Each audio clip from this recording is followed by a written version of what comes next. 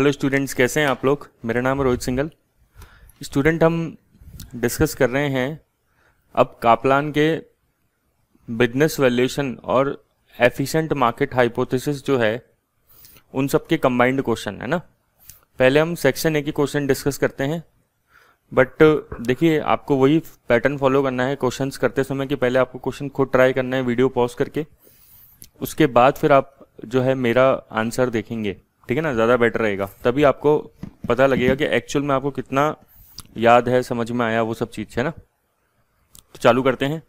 Mrs Mays has been left $30,000 which she planned to invest on the stock exchange in order to have a source of capital should she decide to start her own business in a few year time।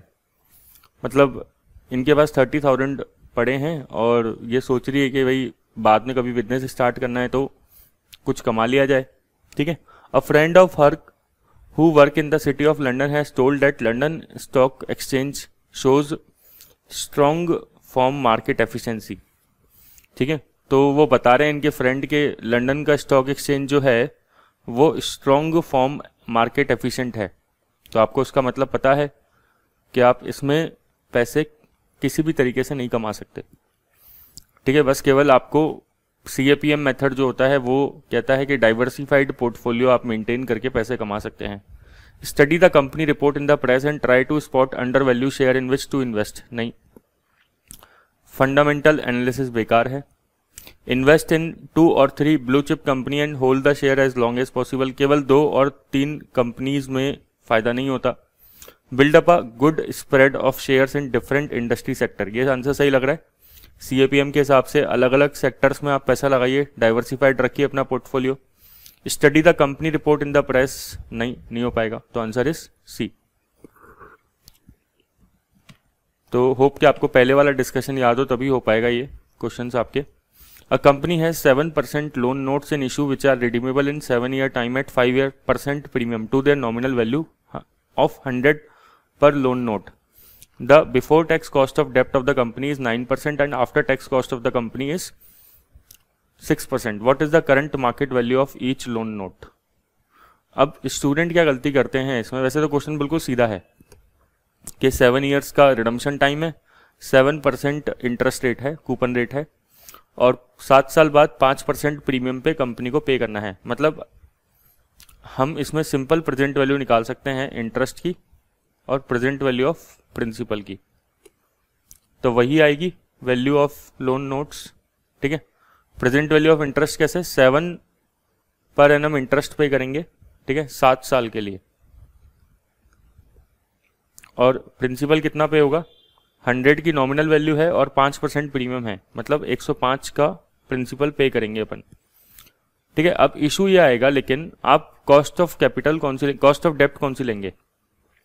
अब student क्या है कि भावनाओं में बहके after tax cost of डेप्ट ले लेते हैं यहाँ पे, लेकिन मैंने आपको जो पढ़ाते हुए भी समझाया था ये एक चीज़ कि हम ये चैप्टर इन्वेस्टर के हिसाब से पढ़ रहे हैं कि इन्वेस्टर इन्वेस्ट कर रहा है, उसको कंपनी के टैक्स रेट से क्या मतलब। तो उसके लिए, और ये बड़ी चालाकी से दिया है ये क्वेश्चन आपको, इसीलिए, ठीक है ना, बिफोर टैक्स आफ्टर टैक्स, तो इसीलिए यहाँ पे हमें कोई टैक्स रेट से मतलब नहीं है, सिंपल। तो हम 9% रिक्वायर्ड रेट ऑफ रिटर्न यहाँ पे मानेंगे, ना कि 6%। स्टूडेंट क्या करता है, आफ्टर टैक्स कॉस्ट ऑफ डेप्ट ले लेता है। कई टीचर्स ने तो मैंने देखा है कि इसको गलत आंसर बोल के और 6% से आंसर निकलवाया है,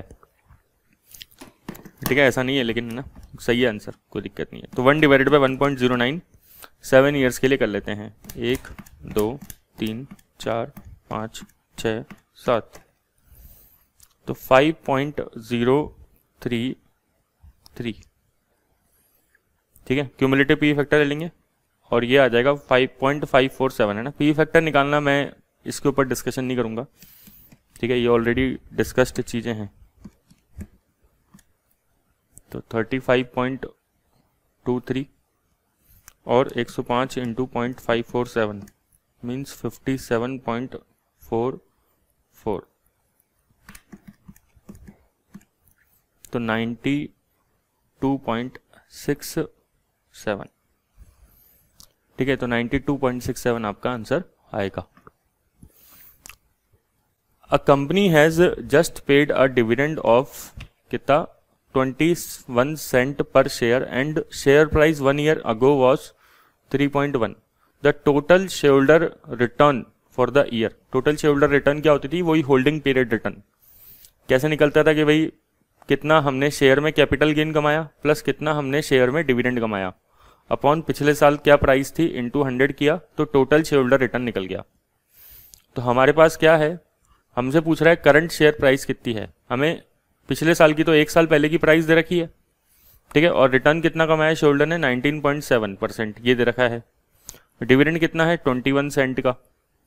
हमें ये नहीं पता कि कितना शेयर पे कैपिटल गेन हुआ है, ये हमें निकालना है, ठीक है. डिवाइडेड बाय पिछले साल कितनी प्राइस थी? 3.1 की.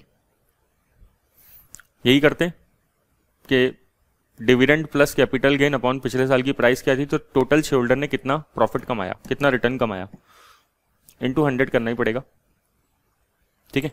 तो पहले 19.7 को क्रॉस मल्टीप्लाई कर देते हैं 3.1 से, ठीक है, तो 61.07 आया. इसमें ये वाला डिवाइड कर देते हैं 100. छोटी सी मैथ से, होप कि आपको सबको आती है, इसमें कोई दिक्कत नहीं है. तो 0.6107, ठीक है, और ये 21 सेंट है, ध्यान रखे है ना, ठीक है.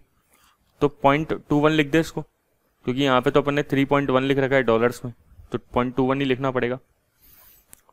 तो ये वैल्यू आ गई कितनी? 0.6107, ठीक है. मतलब ये आपके पास, अब इसमें से 0.21 लेस कर दें तो हमारे पास कैपिटल गेन आ जाएगा. शेयर पे कितना हुआ है? तो कैपिटल गेन हुआ है 0.40 का, ठीक है.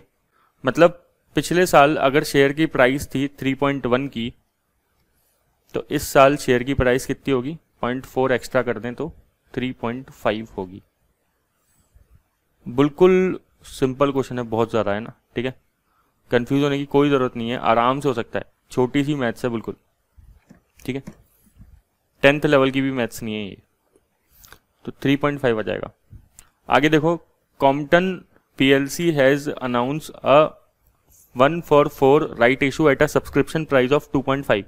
The current come right price of the share is 4.1, ठीक है. What is the new x dividend value of the share.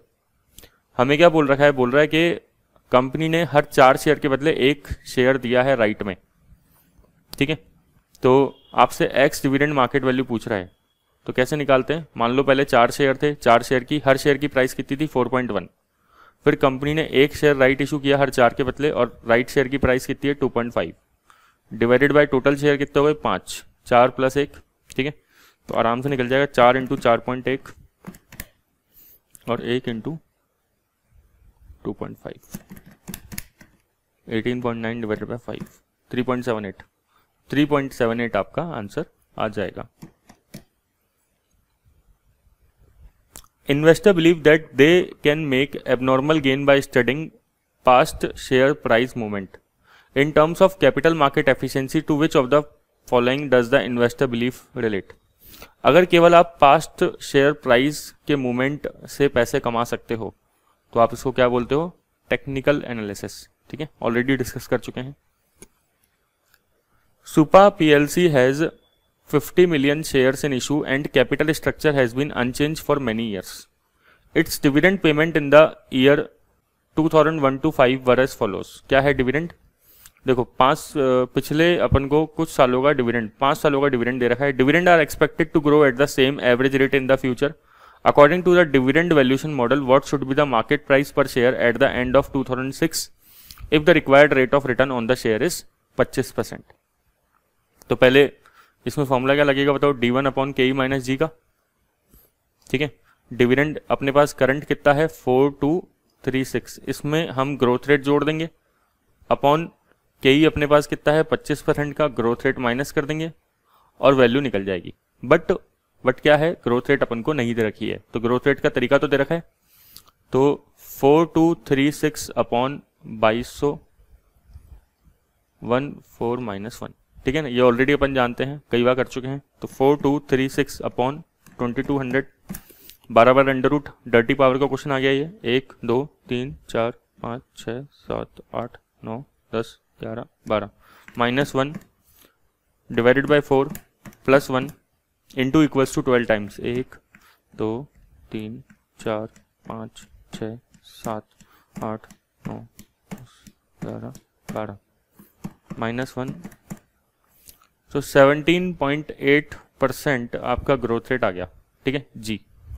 तो 4236 अपना करंट डिविडेंड है, इसमें अपना 17.8% का ग्रोथ रेट होगा, तो ये हो जाएगा 4990।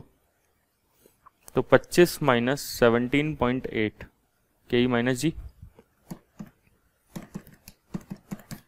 तो आ जाएगा 7.2%,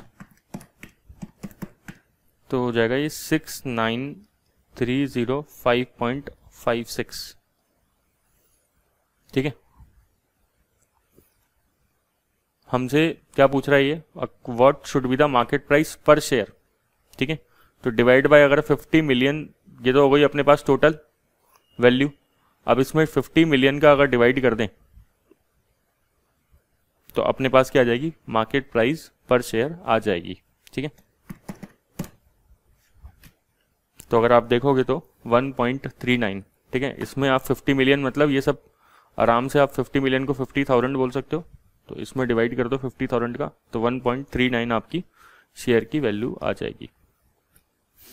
following data relate to all equity finance company. जैसे क्या है डेटा, डिविडेंड जस्ट पेड। इससे परेशान मत होना कभी भी कि भाई आपको डिविडेंड यहाँ पे पर शेयर ही लिखना है, अगर लिख दिया टोटल तो क्या फर्क पड़ जाएगा, क्या दिक्कत है। बाद में जितना भी टोटल आएगा अपना वैल्यू, वो एक टोटल वैल्यू आ गई, उसमें डिवाइड कर दो नंबर ऑफ शेयर्स का, तो पर शेयर वैल्यू आ जाएगी, क्या दिक्कत है। तो कोई उसमें अपन को ऐसा नहीं कि हार्ड एंड फास्ट है कि पर शेयर ही लिखना है हमेशा। Dividend just paid, retained earnings and invested, earning retained and invested, return on investment, cost of equity. बताओ ये जो ग्रोथ रेट है, ये ग्रोथ रेट का फॉर्मूला है B इंटू आर, मतलब गॉर्डन मॉडल लग जाएगा यहाँ पे। ठीक है, B इंटू आर, तो ग्रोथ रेट कितना हो जाएगा 0.70 इंटू 0.15, मतलब 10.5%। डिविडेंड पेड कितना है 50 million, 50 million plus 10.5% means D1 अपने पास ये आ गया upon KE, cost of equity 25 minus 10.5,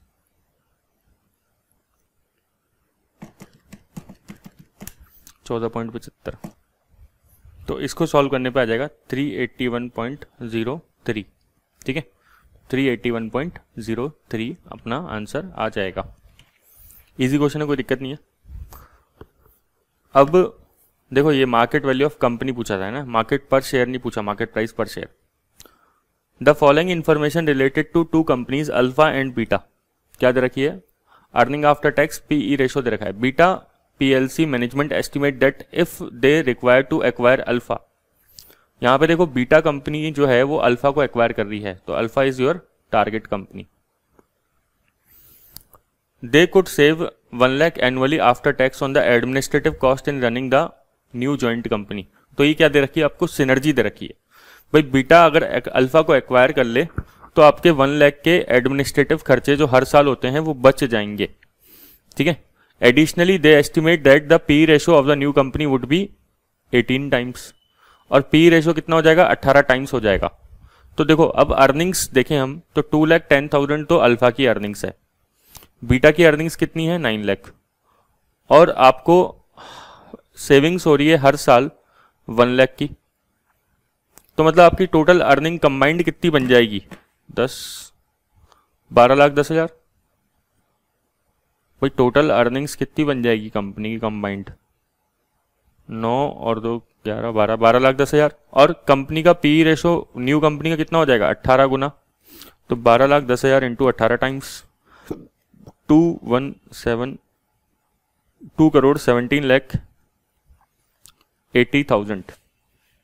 ठीक है, अब आपसे क्या पूछ रहा है, ये वैल्यू ऑफ कंपनी आ गई। भाई total earnings into PE ratio कर दिया तो क्या आ जाएगी, वैल्यू ऑफ कंपनी आ जाएगी जो मर्जर के बाद बनेगी, है ना, एक्विजिशन के बाद बनेगी। On the basis of these estimate what is the maximum amount of the shareholders of PLC should pay for the entire capital of the alpha. आपसे पूछ रहा है इस इंफॉर्मेशन के हिसाब से बताओ कि मैक्सिमम अमाउंट बीटा को अल्फा को क्या देना चाहिए। तो देखो हमारे सामने क्या है कि बीटा की जो वैल्यू है ये है अपने सामने। अगर बीटा की अर्निंग आफ्टर टैक्स है और बीटा का पीई रेशो गिवन है, इनको मल्टीप्लाई कर दें तो बीटा का क्या निकल जाएगा, बीटा का मार्केट वैल्यू निकल जाएगा। टोटल फर्म का मार्केट वैल्यू कितना है 2178, और बीटा का अगर मार्केट वैल्यू माइनस कर दें तो ये पता लग जाएगा कि अल्फा का मार्केट वैल्यू अकेले कितना होगा। मैक्सिमम अमाउंट पूछ रहा है तो हम ये मान लेंगे कि पूरी सिनर्जी शायद किसकी वजह से हो रही है, अल्फा कंपनी की वजह से हो रही है पूरी की पूरी सिनर्जी, ठीक है ना। तो सारा सिनर्जी का बेनिफिट अगर अल्फा को दे दें तो कितनी वैल्यू निकलेगी अल्फा की, अल्फा की वैल्यू पूछ रहा है ना ये, ठीक है। तो हम इसमें से बीटा का माइनस कर देते हैं 9 लाख इंटू 21 189 1 करोड़ 89 लाख माइनस 2178। तो हमारे सामने जो वैल्यू निकलेगी वो निकलेगी 2 करोड़ 28 लाख 80 हजार है ना, 28,80,000, ठीक है। तो ये वैल्यू निकली किसकी, वैल्यू ऑफ अल्फा, ठीक है। तो ये आ जाएगा राउंड ऑफ में कितना 2.9 मिलियन। मतलब समझ रहे हो कि आप हो क्या रहा है इस क्वेश्चन में। इस क्वेश्चन में बोल रहा है कि मैक्सिमम अमाउंट कितना दे। तो आप मान लो ना कि पूरी सिनर्जी किसकी है, पूरी की पूरी सिनर्जी अगर अल्फा की है ना, पूरी सिनर्जी का बेनिफिट अगर अल्फा को दे दिया जाए तो कितना होगा, ठीक है ना। वो बोल रहा है निकालने के लिए, तो वो निकाल दिया अपन ने। तो पूरी सिनर्जी का बेनिफिट जो है वो पूरा का पूरा अल्फा को चला गया। तो जैसे अल्फा की अगर मार्केट वैल्यू देखें तो 2,10,000 इंटू 16, ठीक है। तो ये है, लेकिन अपन पी रेशो के हिसाब से देखें तो 18 टाइम्स है पी रेशो, तो ये आ जाएगा अपना 2880। The shares of Fencer are currently valued on the PE ratio of 8 times. The company is considering a takeover bid for the Seed Limited. एक कंपनी है फेंसर, एक कंपनी है फेंसर। फेंसर कंपनी किसको खरीदने का सोच रही है, सीड को। तो सीड क्या है, एक टारगेट कंपनी है। पहले ऐसा कुछ बना ले करो, है ना, थोड़ा सिंपल रहेगा आपके लिए। The shares of Fencer are currently valued on the P ratio of 8 times. इसका पी रेशो 8 गुना है। Company is considering a takeover bid for Seed limited but the shareholders of Seed have indicated that they would not accept an offer unless it value their shares on a P ratio of at least 10 times. Shareholders बोल रहे हैं seed के कि भाई हम तभी merger को या एक्विजिशन को अप्रूव करेंगे जब आप हमारे कंपनी का पी रेशो 10 गुना मानोगे, ठीक है ना। तो मतलब फेंसर एक तरीके से अपने से ज्यादा बड़ी कंपनी को एक्वायर कर रहा है, ठीक है। तो which two of the following are the reasons which may justified an offer by a Fencer PLC for shares of Seed on the higher P multiple. क्या रीजंस हो सकते हैं कि सीड कंपनी का जो पी रेशो है वो ज्यादा है। कि Fencer has better growth prospect than Seed. नहीं भाई, अपन सीड को एक्वायर कर रहे हैं, सीड का हायर पी रेशो है, तो फिर तो सीड का हायर ग्रोथ या बेटर ग्रोथ प्रोस्पेक्ट होना चाहिए, ना कि फेंसर का, ठीक है ना। भाई जिसको एक्वायर कर रहे हैं उसका ग्रोथ हमें ज्यादा नजर आ रहा है, हमारा खुद का थोड़ा नजर आ रहा है ज्यादा, ठीक है। तो तभी तो उसको एक्वायर कर रहे हैं, फिर हमारा खुद का हो जाएगा ज्यादा growth. Seed has better quality asset than Fencer, ये बिल्कुल सही बात है। अगर सीड की अच्छी क्वालिटी ऑफ एसेट होगी तो हो सकता है उसका पी रेशो ज्यादा हो। Seed has a higher gearing ratio than Fencer, नहीं, ये तो रिस्क वाली बात है। अगर किसी का गियरिंग रेशो ज्यादा है तब तो उसका पी रेशो कम होना चाहिए, क्योंकि उसमें रिस्क ज्यादा हो जाएगा। गियरिंग रेशो मतलब डेप्थ ज्यादा होना। Seed is in a different company from a Fencer where average P ratio are higher, ये सही है कि सीड एक ऐसी कंट्री के अंदर है फेंसर से जहां पे पी रेशो ज्यादा होता है। अब मान लो फेंसर जो है वो अफगानिस्तान के अंदर, एक एग्जांपल लेते हैं, ठीक है, और जो सीड है वो सपोज करो यूएसए में है, ठीक है। तो अब आपको समझ में आ रही है पिक्चर क्या है कि अफगानिस्तान में पॉलिटिकल स्टेबिलिटी नहीं है, यूएस में पॉलिटिकल स्टेबिलिटी है। तो कंट्री बाय कंट्री भी क्या होता है, पी रेशो डिपेंड करता है। Fill in the gap at the end of the following sentence. An investor who bases all his investment decision on the information he is gathered from public financial statement and comment on the company plans and performance is acting as he believes that maximum level of efficiency of the capital market is.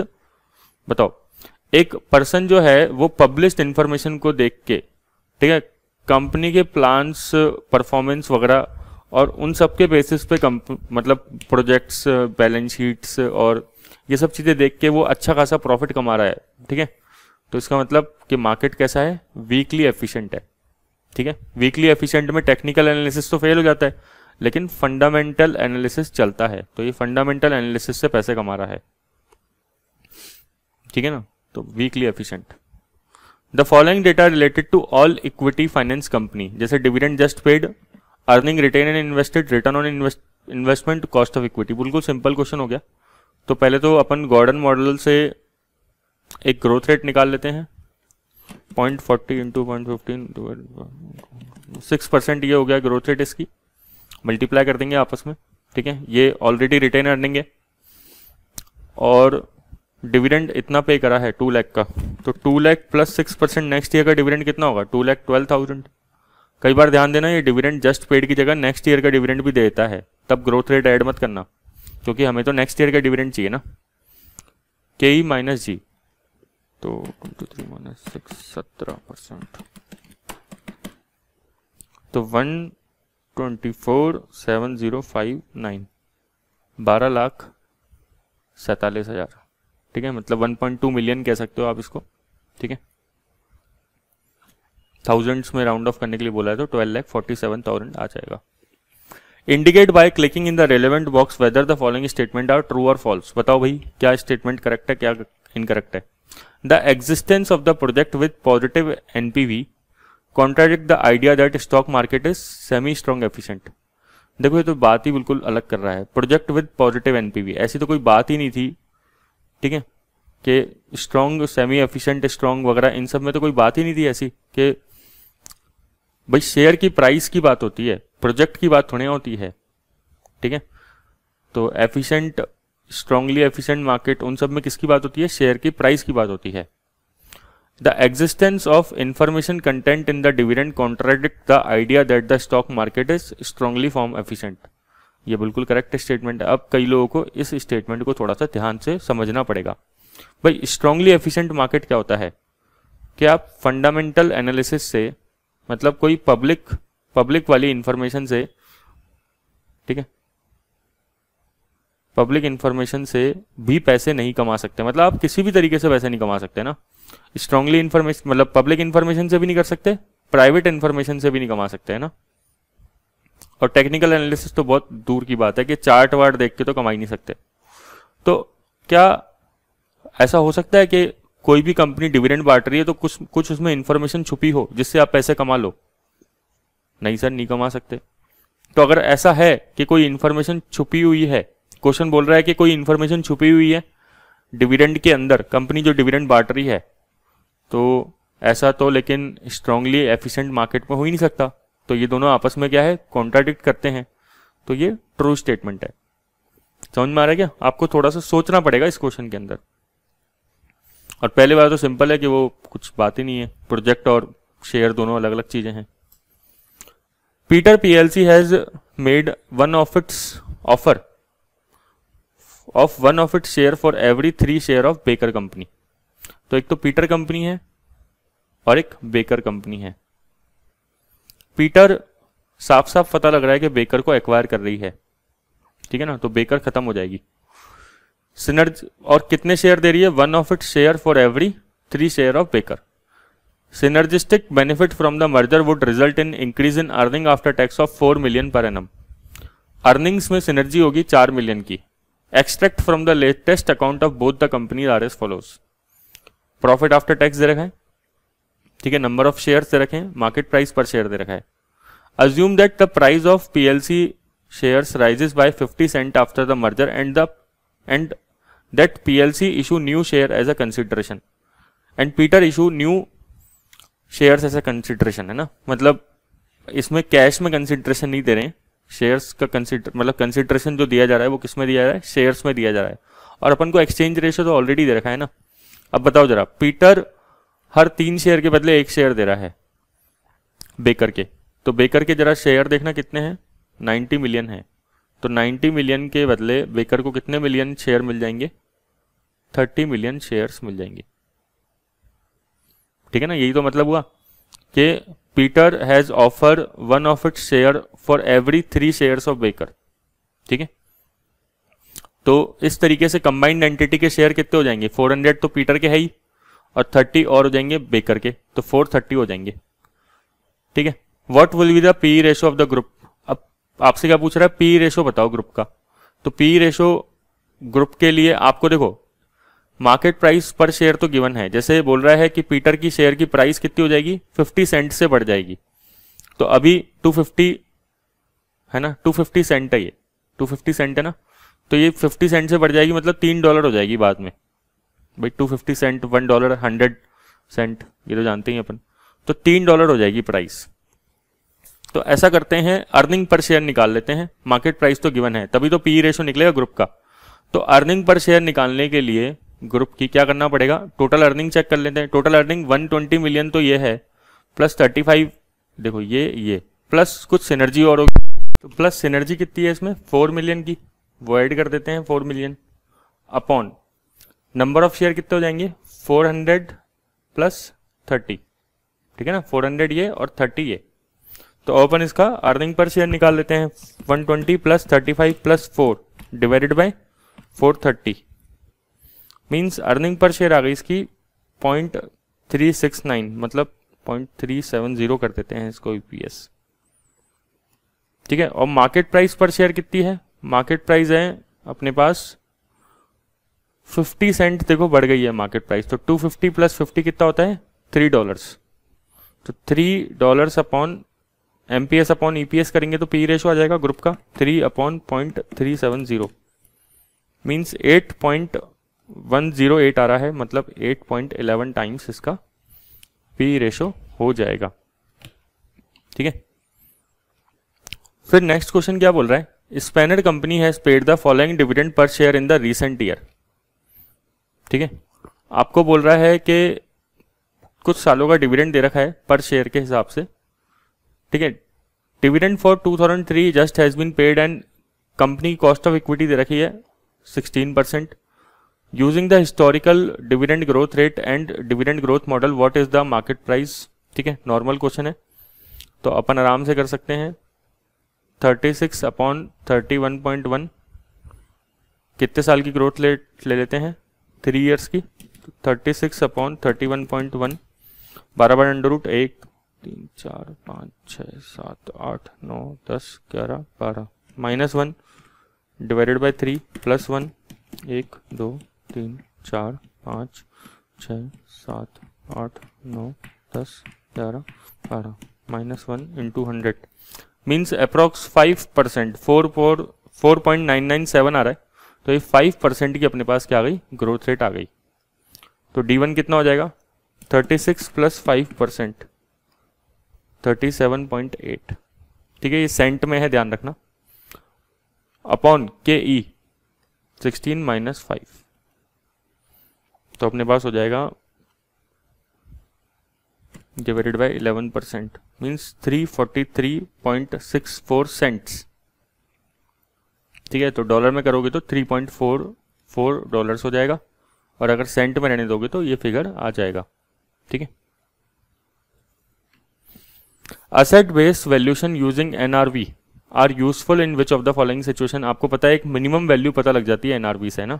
ठीक है, तो asset striping के अंदर काम में आता है, when the यही आंसर है वैसे तो, इसका साफ पता लग रहा है, when the company is being bought for the earning upon cash flow that all of its assets can produce। नहीं, अर्निंग्स फ्यूचर की अर्निंग्स थोड़ी पता लगती है इससे। मैक्सिमम प्राइस रिप्लेसमेंट कॉस्ट में होता है, कंपनी की हाईली स्किल्ड वर्कफोर्स को ये डिटरमाइन नहीं कर पाता है, ये इसकी वीकनेस भी होती है, तो आंसर इज बी।